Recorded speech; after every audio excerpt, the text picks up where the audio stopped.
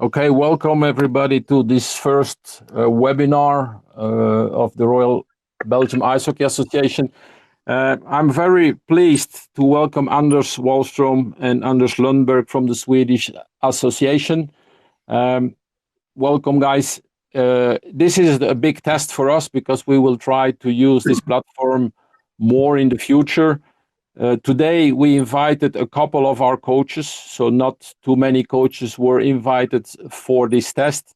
But we need feedback after this presentation to see how we can get better and what we need to change. The recording will be available on our YouTube webinar channel, so you can always go back there and see the presentation, but we will more use this presentation to open the debate and to discuss about ice hockey. And it's interesting to have our first presentation by the Swedish Federation, because I think they did a great job by testing formats. And as Anders, and their name is both Anders, so now it's up to you to find out which Anders did say this. That's a hard part. Yeah. It's a hard one. So the presentation today is, as Anders said, do what you have to do to develop players. So it's about creating the environment and player development. So guys, thank you to be here, and I'll pass the word up to you and have a nice presentation. Thank you so much. One problem though, we can't, our presentation disappeared. There it is. There it is, once again. No problem. Nice of you, Johan, to have us this evening.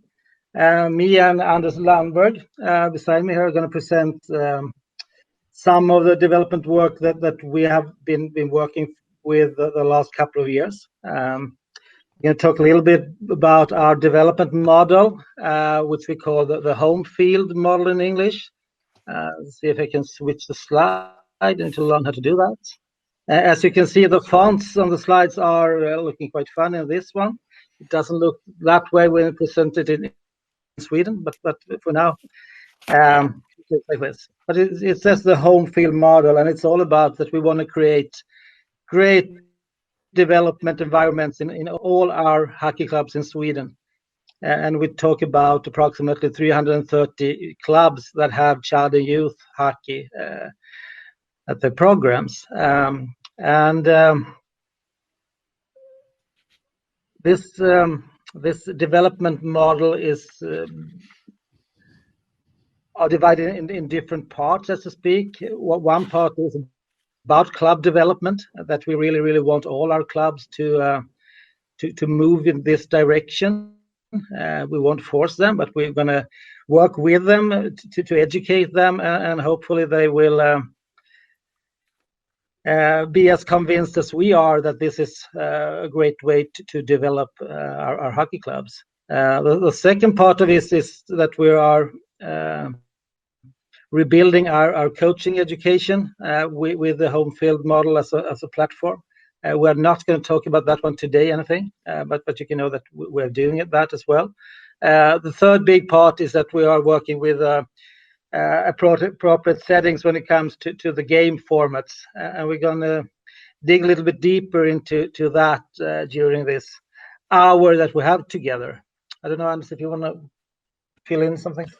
We could say that the home field model, it comes from the home field advantage. You win a lot of games at home, and what science has showed, it's not about having the crowd cheering for you on the home field. It's about having the convenient and the security of playing at home. And we believe that if we get each club to really take care of their home, we will have environments for the kids, for our players to be having fun, to develop and be the best that they can be. Exactly, and when it comes to what we want to see in our clubs is that we want to play. We have a human or player player-centered approach towards everything. No matter of how good you are at hockey at the moment, you have the right to get to be in an environment that helps you develop as a player. And we have discussed like this, that we want each and every club to give the players the options or the possibilities to learn things that you can see in these four circles. The hockey skills, I believe that almost everyone knows what we mean with hockey skills, the technical skills. We know we need to make it possible for them to learn a lot of hockey sense, individual and team tactics, and those kind of things.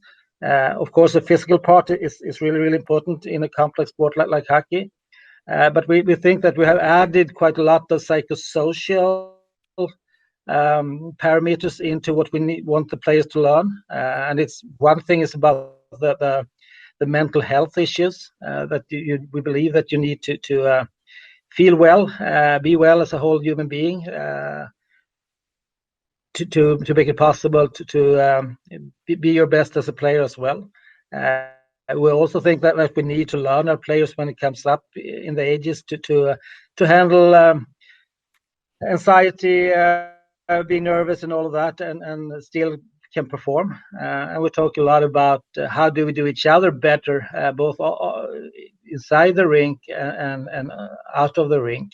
So that's what we want in all our clubs, and those who makes that possible, that are the guys that were put on the standings here, the coaches, the club boards, the parents, and of course the referees as well. And we also put up our role models at this picture just to remind ourselves that we need to use them in a smarter way to send signals to our players, parents, coaches on how a good environment look like. So this is how we very, very briefly, shortly explain the home field model. The one easy thing, one important thing that we decided quite early in this process was when we looked into who actually are a hockey coach in Sweden. We understood that we need to make it easy for them to do the right things. Most of our hockey coaches are not that highly educated academically. They have played hockey themselves quite high up in ages. And they now have their own kids, and they want to be hockey dads and hockey moms. And they watch a lot of hockey, but they maybe don't feel it necessary every day of the week to educate themselves. So we need to keep things simple. So one thing that we always talk about in the beginning is that we, at early age, we don't like to see any talent identification work. We need to look at all the players as talents in one another way. We need to keep as many players as long as possible in our sport. We have a natural selection stage, as to speak, when the players are 15, 16. When we come to our hockey gymnasiums, we have 27 on the boys' side and 6 on the girls' side that are elite hockey schools. Before that, we want the clubs to focus on developing the players they have and keep them in the game. Because you're not going to be better than you are the day you quit. So we need to focus on the retention numbers as well, not only the recruiting. And we think with this environment where we keep the players up to a certain age, we're definitely going to keep our big coming elite players and talents as well. So with that said, you can say that, of course, we have talent at an individual basis, but we believe that there are some kind of talent built into our club environments as well, because we can see that some clubs develop better players than others. Some clubs keep more players over time than others do. So we have looked into those clubs and tried to find out what are these successful clubs doing. And then we have built the home field model from that knowledge. And we have taken a lot of help from researchers, both internationally and nationally, to make sure that we, so to speak, are on the right path here. So the home field model for the clubs is basically about to help them understand how they can create really good environments for player or talent, if you like, development. I don't know, Anders, if you want to say anything more about that. I can just add with overall intention to make it easy for all people to do the right things. I mean, the knowledge for how to develop players, how to develop human beings, we know much more now than we did like 5, 10, or 15 years ago. And our coaches, who most of them, like Anders said, they have played themselves, and they have gone through a system which was the best thing we knew by then. But now we know other stuff. For instance, we know that station-based practices is much better for kids than playing full ice drills. So if we don't help these new coaches, even though if they have played for like 15, 20, 25 years, if they played in the NHL, it doesn't matter, because they are still new as coaches. They are beginners as a coach. And that's one thing I think is really important for us, that it doesn't matter if you played. If we take Nick Lidstrom, for instance, who's been played, he has all of his Norris trophies and so on. But when he starts coaching, he is a beginner at coaching. So that's why it's really important for us that he, as well as some dad who hasn't even been playing hockey, they start with our coaching clinics at level 1. We don't see any differences in that way, because coaching is so much more than hockey knowledge. It's about teaching. It's about kids development, and we use hockey to develop human beings as well as players. So I think that's an important thing for us, that we don't want to do the same things over and over. We want to develop all the time, and that's why every single person who starts coaching, they need to get the education from us, so that they do the right things and not what was the right things like 15 years ago.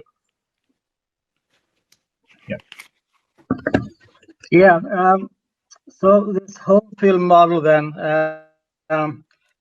we tried to keep it easy, as I said earlier, and we landed in 4 key guiding principles that we want our coaches, our board members, our parents to have before their eyes, before they make decisions and make action within and around the clubs. And the first one is about that we want to have a person-centered approach. We need to understand that there are human beings and persons that are playing hockey, not only hockey players.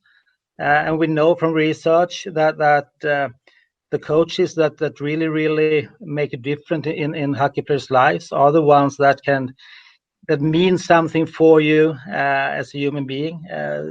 It's not often the one that has the hardest slap shot or the best technical skills.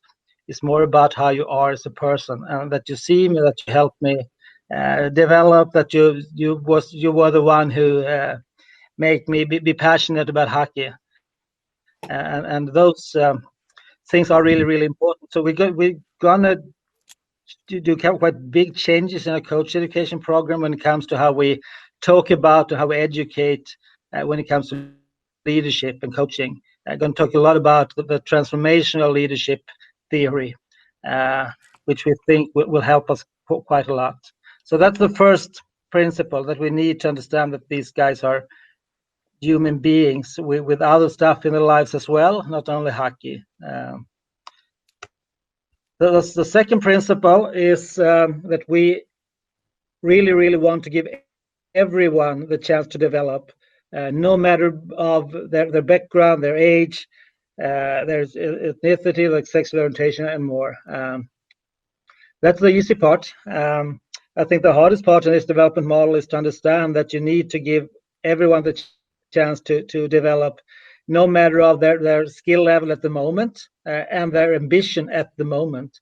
And both motivation and ambition aren't things that are consistent over time. It develops. You can have more or less ambition year after year, and the same comes to motivation.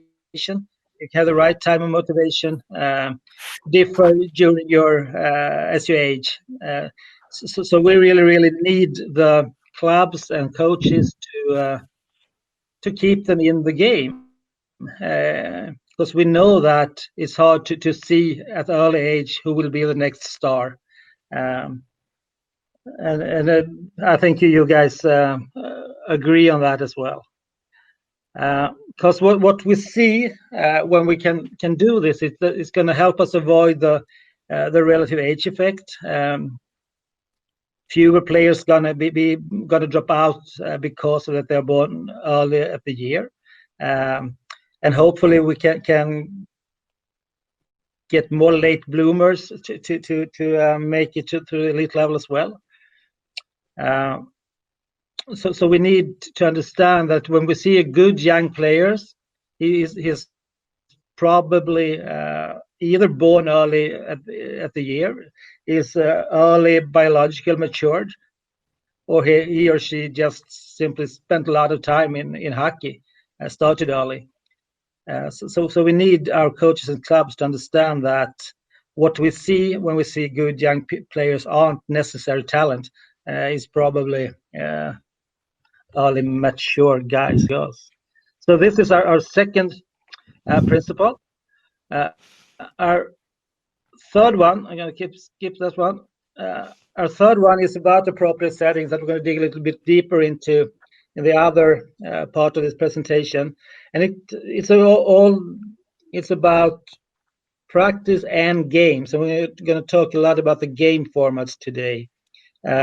But one thing that we need to agree on that is that kids aren't copies of adults. They aren't mini adults. There are kids and youth. And if you agree on that, then it's quite logic that hockey should not be played with the same rules or the same surfaces or the same amount of players on the ice even. It can look quite different.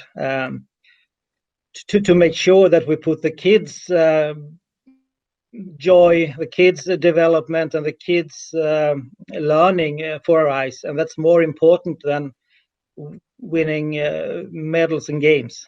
So that's our third. And also, I mean, when we talk about physical training, we don't want kids to train the same way as adults.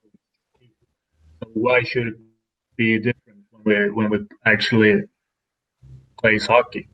That's one thing. But for those who talks about the kids should be playing real hockey, I hear that a lot. Hey, they should be playing real hockey. I think this picture is really good to tell them what real hockey looks like. All 10 players in this small area, and you should be able to do quality stuff with the puck, even though it's so tight. So this is real hockey. That's what we say when we get that feedback from people who think they know what's best for the kids, but they haven't actually looked into so that they know what is best. And that's one thing. We have a lot of believers who think that they know, but it's a big difference to actually know. Yeah, that's our third principle, and the fourth and last one is actually about variety in physical training. A lot about fundamental movement skills, about multi-sport participation, and that multi-sport and variation can come if you do multi-sport, or if the boys and girls don't do multi-sports, we need to provide that they get a variety of training within hockey as well.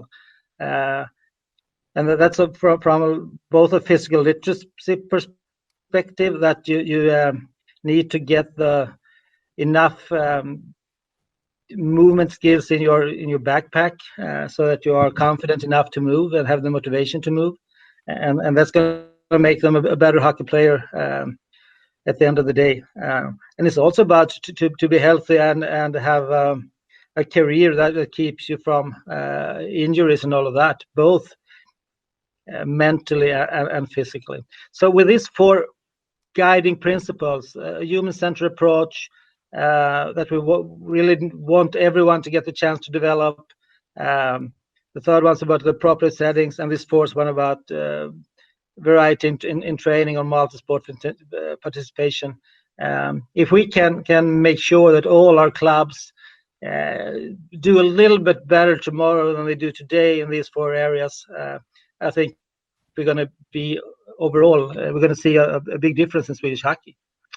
So that's very, very short and briefly our model when it comes to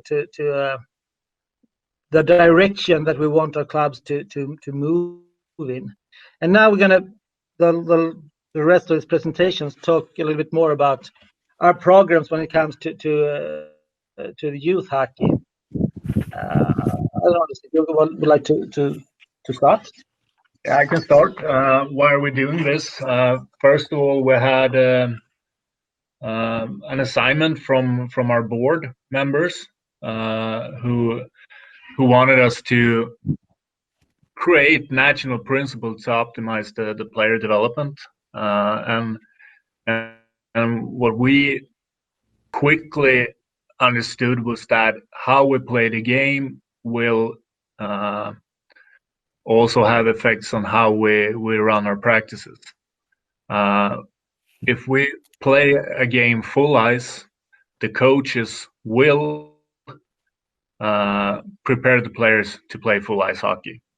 As a young kid, is it important for them to know team tactics for full ice hockey, or do we want them to get the fundamental hockey skills? And we strongly believe it's the second choice. It's about the fundamental hockey skills, who is much more important in the younger ages. So what we started to do was to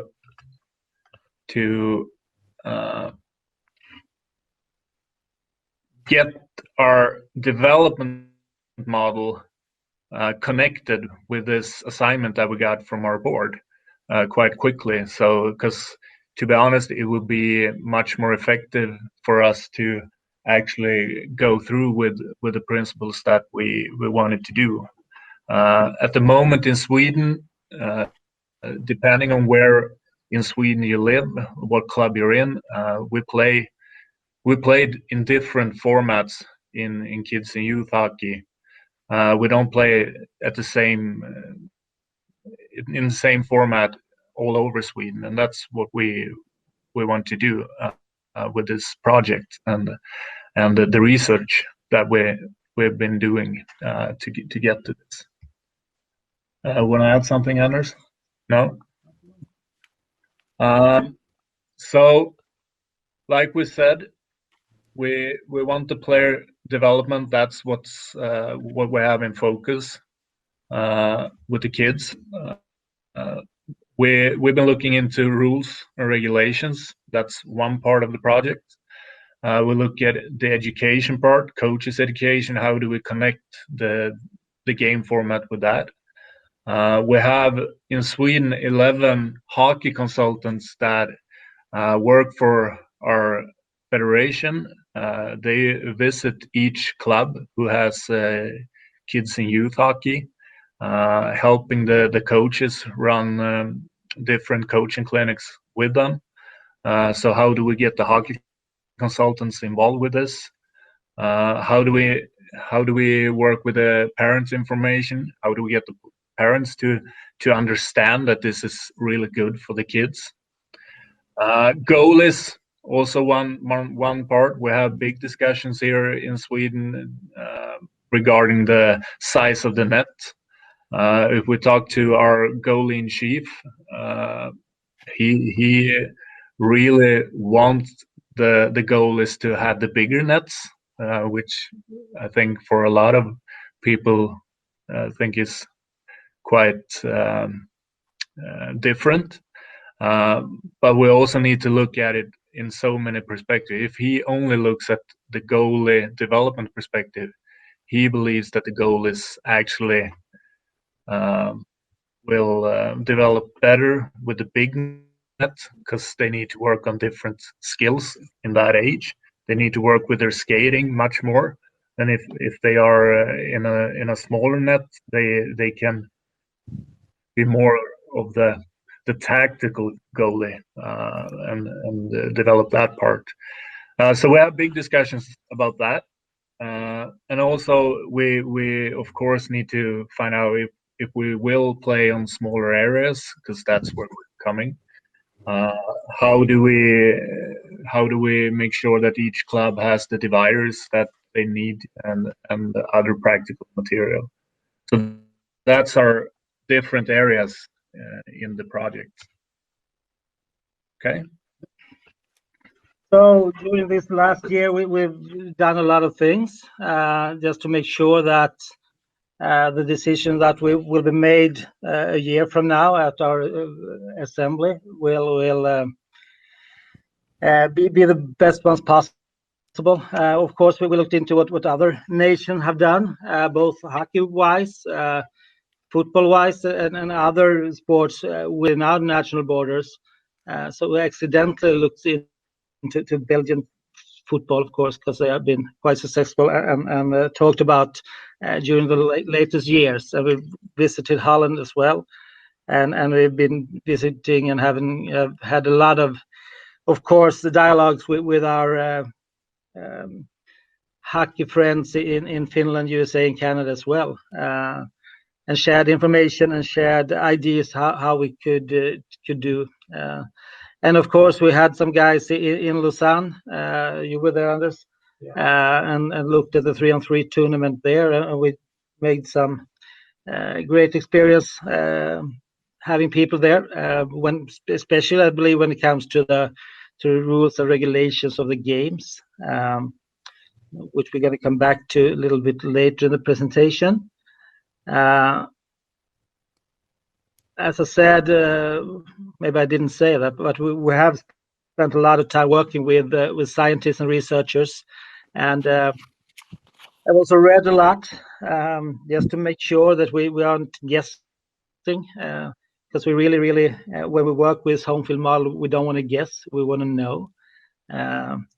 So we have put a lot of time and effort in reading. So here you have some of the reports that we've talked about, and we also figured out what kind of philosophy we will stand for when it comes to developing players at young age. These four are important ones for us. We like to have players that are good problem solvers, that they can use the executive functions, because that they will be pretty good at quick decision making. Because one thing that we see when we play in smaller areas is that they, of course, have less time to make decisions, and we think that's one important part in their development, so that we can create quick thinking players, and also players who can make their own strategies and kind of choose another pattern in how they solve problems. So this is what we are aiming for. So that what we did then was to do a lot of measurements. We have done measurements at 4 clubs nowadays, and we looked into the players when they are playing at the U14, U12, U10, and U8 level, and they all played 3-on-3, 4-on-4, and 5-on-5, and we played at 4 different areas.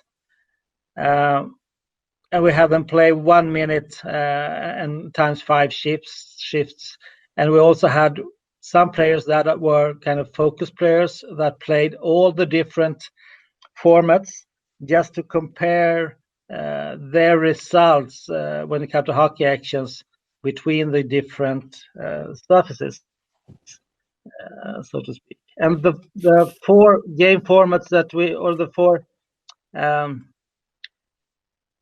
game formats and surfaces that we measured were the one to the right, to 1/6 of the full rink, 15 times 20 meters. 1/4 when it's 15 times 30 meters. And on the next slide, we have some movies how this look like. It doesn't work in this presentation, but we will see if Mark can help us with that. Just you can start both at the same time, Mark. And the one to the right is the 1/6 that are 15 times 20. And nowadays, as Anders said earlier, in Sweden, it's common to play 5-on-5 on full rink, or 5-on-5, 4-on-4 on half ice, or even that you play from what you call maxi ice from the one short board to the blue line on the other side. And if we move to the next ones that we measured were 1/3 and full ice then. So just to repeat, 4 different surfaces as you just saw. I don't think you need to show the movies, the films on the next slide, Mark. It's not necessary. These 4 areas, 3-on-3, 4-on-4, 5-on-5, for U14, U12, U10, and U8. Okay. When you watch the video, you can start both. Mark, could you start the videos?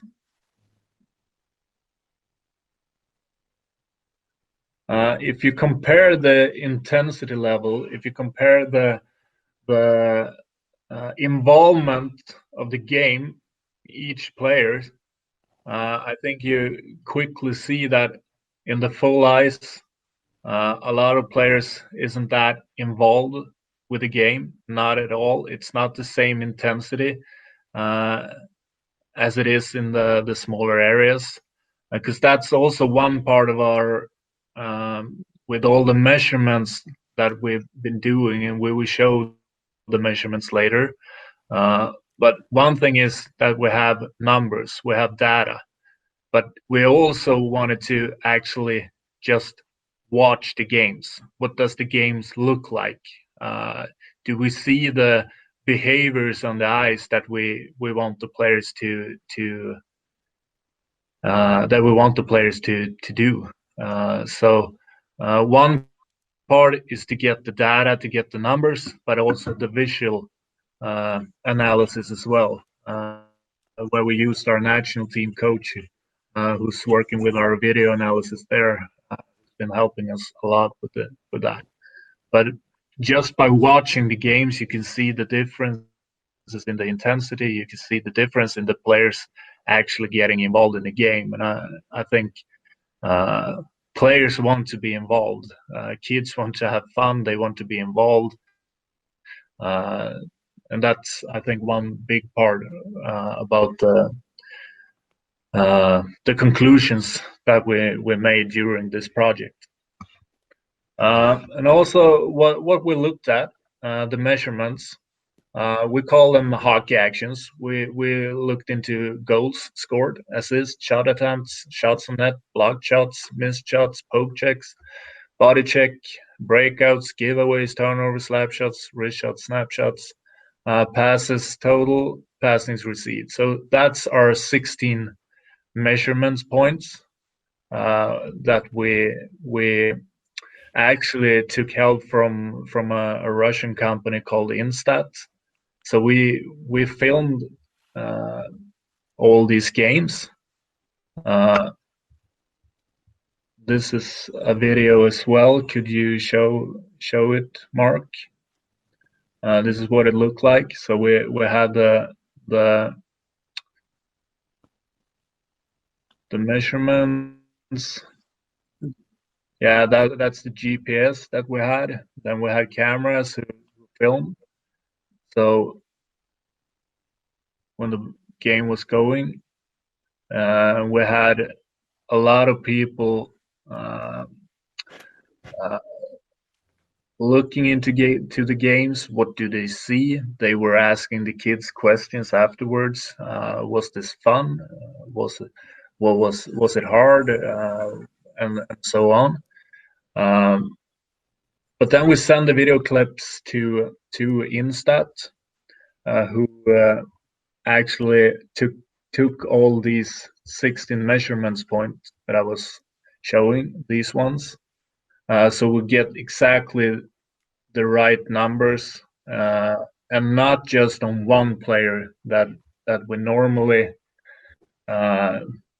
maybe we pick out one player and then we follow him or her during the practice. Now we watched every single player, so we doesn't get an error on the data that this specific player was really skillful or this specific player was far behind at the moment. So we get the correct data.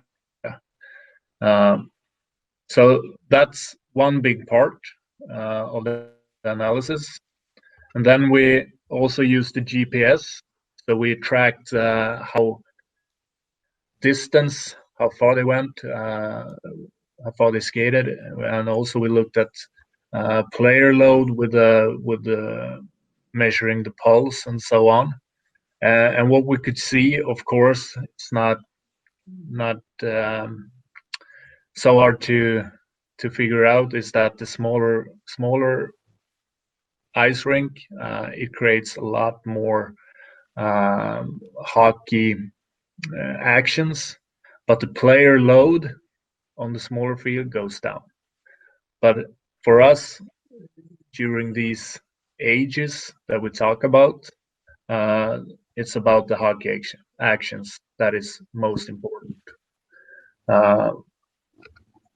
So what we could see, sorry, it's a little bit of Swedish in this slide, but you can Google translate it.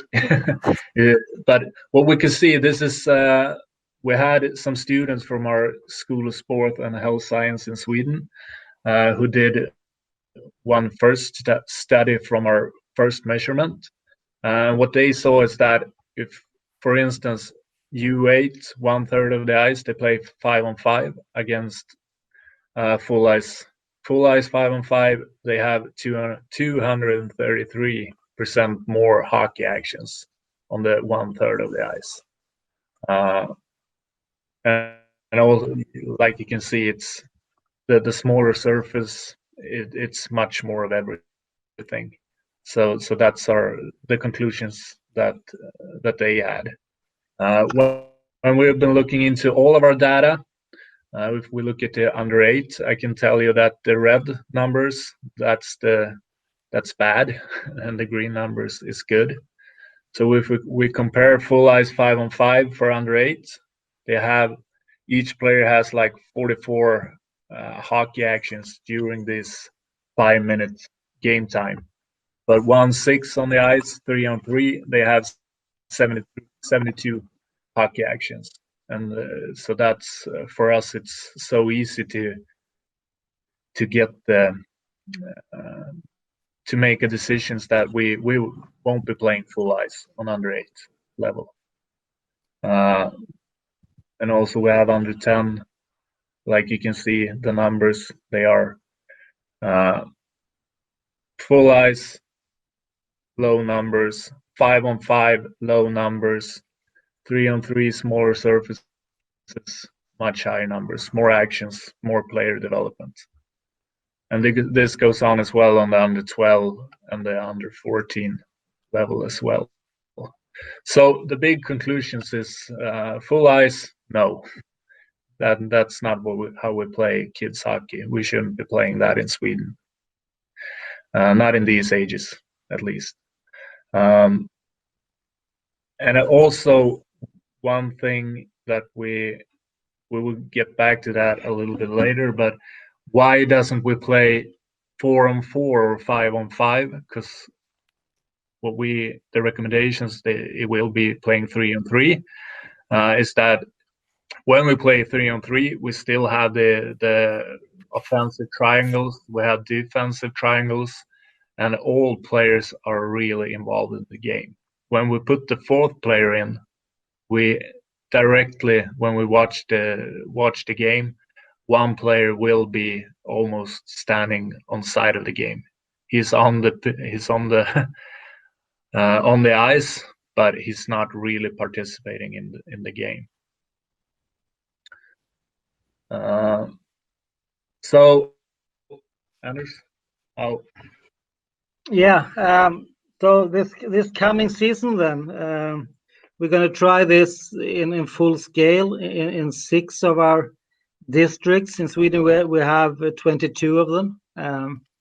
They have on their own chosen to be pilots and try this, and hopefully we can find out more about how this works out, and maybe we need to do some adjustments during the upcoming season. But what we hope for is a decision at our assembly in June 2021, like 1 year from now. And that we after that have game formats at a national level that all the 22 districts will be playing, just due to make a better player education, actually. And we believe a lot in that coaches, they are going to coach the system no matter what the system looks like. So that has been one important part in how we did the work with these game formats, is that we need to, as I said earlier, put the players in the center here, to make sure that the way we play hockey is mostly to make sure that the kids get the right type of environment to develop in. And as Anders said, we know that the importance of joy is really important, and we know that if you are involved in the game, you get a lot of puck touches, you have a lot of hockey actions. That's a big part of what makes hockey fun. Excuse me. And another thing that connects to is the intrinsic motivation to stay in the sport, because if it's not fun, you are at a bigger risk to drop out of the game. So what these 6 districts are doing the upcoming season is to play at these surfaces. At the top, you have 1/6 of the ice, and we're going to play that from U9 and down. For us, is that 8-year-olds and below. And what we can see are the benefits of that. As I said, we get a lot of shots, we get a lot of puck handling. All the players are going to be included in the game, and they are going to be close to the puck all the time, including both goaltenders as well.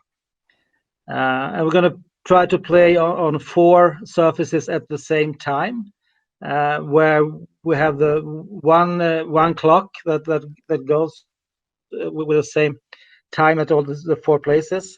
We have signals when it's time to change, and we're going to play. The size of the teams are going to be 9 players plus 1. So what we're thinking about at this level is that you play 1 shift, and then you have some kind of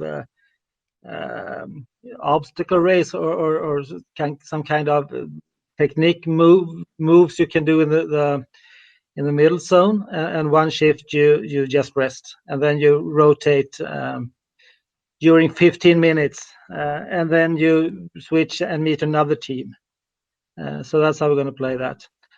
For the U10 and U11, so when you're 9 and 10 years old, you're going to play on 1/4 of a whole rink. Also 3-on-3, as Anders said. We see the same benefits with this game format, that we really want to make it possible for all the individuals to have a lot of hockey actions, a lot of different hockey actions. Because another benefit that we see when we look into the 3-on-3 game format is that, and in other words, but you need to practice, or you're actually forced to practice both on offensive and defensive situations. If we play 4-on-4 or 5-on-5, we can see that players, often the ones who aren't really there when it comes to their development yet, they tend to be very passive and defensively in their position. So we want them to rotate. We want everyone who likes to try to be a goalie to do that, all the way up to 12, 13 years old. So then when it comes to U12, so those who are 11 of age, they're going to play 1/3 of a rink, also 3-on-3. And then we move up from U13 to 5-on-5 full rink, of two reasons, actually. The one reason is that if we're going to succeed with this change, I think we need to let them move up to full rink at some stage. And we think, even though the data when it comes to hockey action actually tells us that even U14 and U13 probably would benefit from playing at the smaller surface with 3-on-3 as well. But we don't think that the hockey politic climate would allow us to do that. So this is where we're going to aim at this point. But we are at the 6 pilot districts, try to play 3-on-3 at 1/3 a couple of times during the season for the 12 and 13 years old as well. So hopefully this will be a big success. And some key words, what we have touched some of them that we want to see. One thing is, of course, the joy that we really want all the players, no matter of your skill level today, to get close to the puck, to be a big participant in the game. And we're talking a lot about how we will get even games. How do we get those lines of 3 to match up towards each other?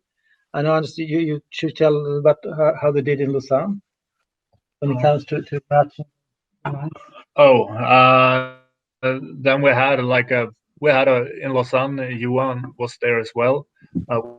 We had a first line in each team who they were the top players at the moment. So they always played against each other. So we try to make each shift so even as possible. So that's one thing that we think will be important for our coaches to try to make it as even as possible, so the kids also get the compete level, because we want the kids to compete as well. We have big discussions in Sweden about the competing as well, and to get, when a lot of people here compete, they always think results. Do we win or do we lose the game? But the compete level is to really battle as hard as you can, try to be the best you can be, no matter what you're actually doing on the ice, but do it as good as you possibly can. That's competing, especially for kids. We talk about national teams, then we can look at the scoreboard and see see what the results are. But for kids, that's not the main thing. And also, Anders talked about the offensively skills and the defensively skills. That's something when we had discussions with all our national team coaches as well. And what they are telling us is that even though if you're a defenseman, you still need to have the offensive skills. And if you're a forward, you need to have the defensively skills. So why should we tell a kid who's 8 years who is 8 years old that he or she should be a defenseman or a forward. And we're also seeing that a lot of our successful defensemen, for instance, in Swedish hockey, they played forwards as kids. When we've been playing full ice hockey from the early ages. And I think when we play this game format, we will step away from telling someone that you're a defenseman or you're a forward or you're a centerman or whatever. They need to know that offensively skills and the defensively skills. Also communication. I think that's one big part of hockey too. It's a team's game. Hockey is a team game. We have individuals in the team, but one part is be the best you can be, but one other part is to help your teammates to be the best that they can be, and that's where communication is so important to help each others. And also what our analysis has shown us is that the best players at the moment, they can still, this isn't something that we do just to get the players who are behind in early ages to actually be in the game. We were also seeing that the best players really develop during playing this way as well, but they get more of other different kind of skill set using it's not just take the puck and then they go down the ice and they score a goal. Now they really need to play together with their line mates in this game format. Also, one thing that the national team coaches told us is that the hockey, the national hockey, the international hockey at the highest level, it's so fast. And I think you can all agree on that. It goes so fast. And the players that could handle the speed with their skill set and still make the right decisions on the ice, they can actually handle the speed. That's the players who will be really successful in the future. And I think a player like Connor McDavid is so it's a good role model to look at when you see his speed and how he still sees the ice. He knows exactly where all of his teammates are. He knows where the opponents are. So it looks like he has a lot of time, but I mean, his decision making is so fast, and that's what we think that this game format will improve as well. Yeah, and what the 6 pilot districts also need to put in place this coming season is to play with a new set of rules and regulations. We have taken the big rule book with I don't know exact on the rules that there are, but like 250 of them, and we have put down 7 simple rules to make it easier to do the right things. Actually, one rule is about the teams, the size of the teams, how many players you need to have. One rule is about the game management. We talk a lot about that we need to have not referees at the youngest ages, but you need to have grown-ups or coaches that actually can facilitate the game, who makes it flow and makes it possible for kids to learn. So we won't have any refs in the old way until they are at the U12 level. So I think that's actually going to make a big difference for the game environment when it comes to how the, I don't know how to say it in English, but how the the whole situation are on the ice. We would like it to be a little bit more competitive, of course, but not in a bad way, if you understand what I mean. So we put a lot of trust in our coaches to behave in a proper way to make sure that the environment are beneficial for the kids. So I think this game manager, which we have conducted a whole new education for, will play a big part in this as well. The third rule is about the game time. As I said earlier, we are going to play on multi surfaces at the same time, so we need to follow the same clock to make it easy. The fourth rule is about how we start the game, and we're going to have drop zones behind the nets where the game leader or the ref just drops the puck to get the play starting in a quick way, not to wait for a face-off now and then, because we want to have a high activity during the game, and we want a lot of things to happen all the time. And then rule number 5 is about the okay way to physical contact.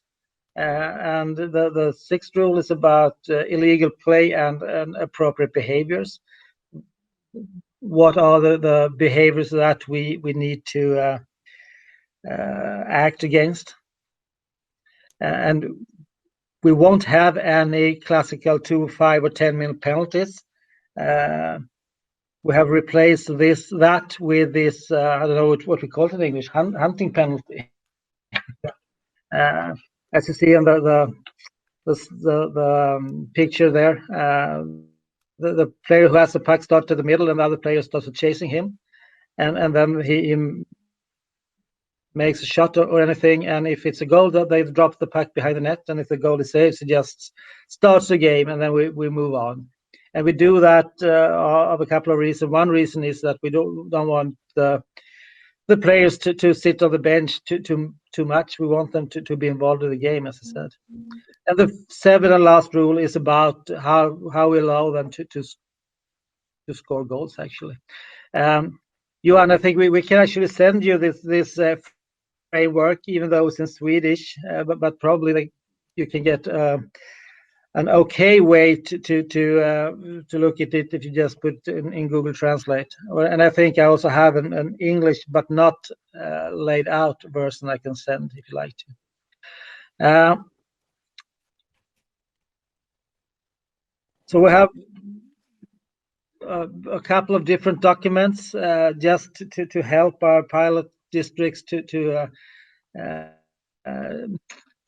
work with this upcoming season. The rules and regulation I'll just show you. We have also helped them with a document that tells them a little bit more on the practical things when it comes to play this game formats, how they do, where do they put the players, how do they do with the game, the clock, how do they do with where will the coaches stand, and all of that practical stuff that they have questions about. And then these are the game leader, the game manager education, and we've also helped the clubs to buy a puck divider or not a puck divider, of course. What should I call it? Divider, just a divider, or a puck stopper or a board, actually, because we think that we need to help them have these ones. So we have looked at different companies, and we have at last we have done a deal with one of these companies that have helped us to create this board for a price of 6,000 euros for 100 meters, so that you can divide the rink into the sizes that you need to have to play these game formats. And this one is in some foam material, so it's easy to store, it's easy to put out on the ice, and it's easy to put in different formats, so you can use it both on practice and on the games, of course. So that's one part. Actually, all of these that we showed you in the last slides are things that we have done to make it easier for the clubs and the coaches to manage to get this to really fun and good environment for the kids.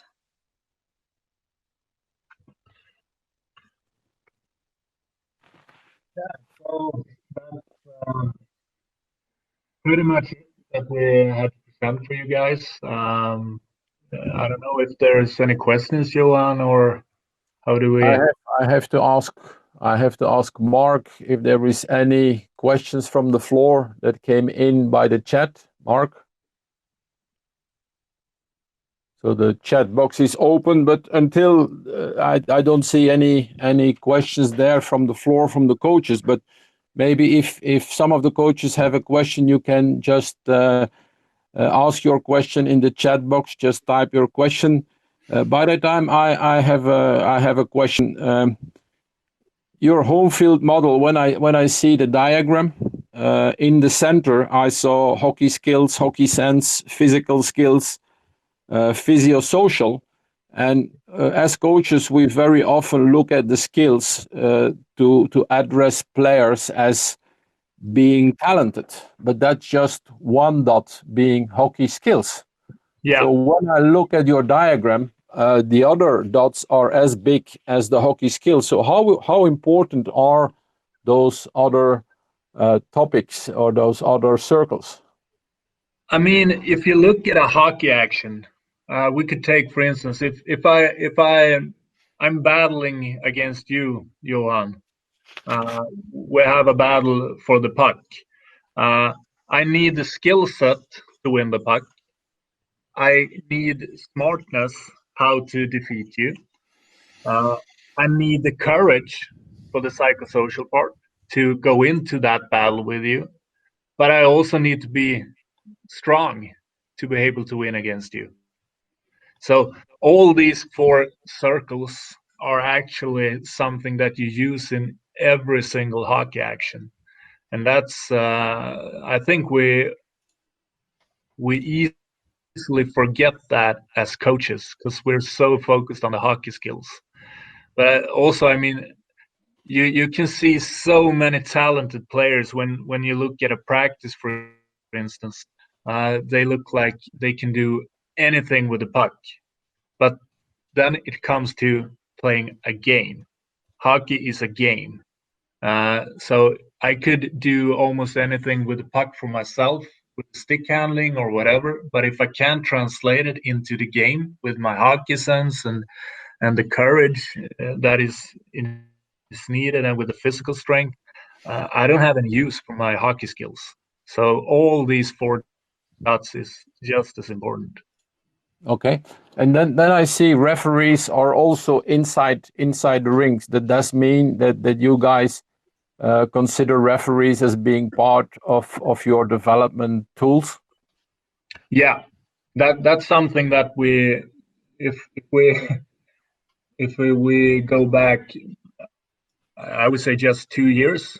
It's been like us against them, that kind of relationship between the referees and the coaches or the referees and the players. But we all need to work together to grow the game, to develop the game. I mean, the referees, they could really learn a lot about refereeing by knowing more hockey.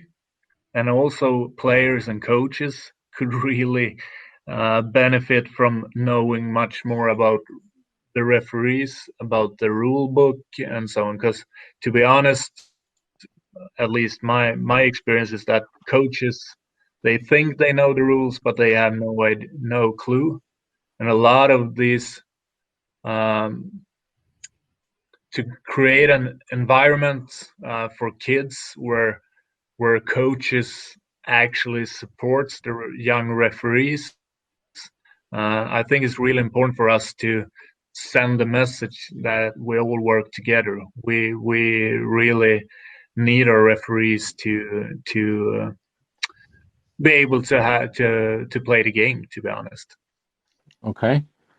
Then one more in your environment around the rink. There is a big one.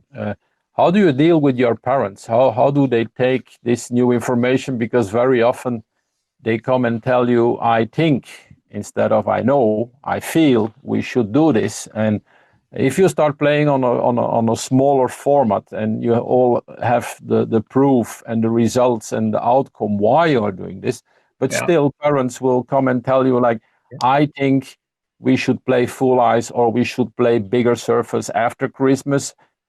How do you guys deal with parents and how do they react in Sweden on this new format? I let Anders answer this one.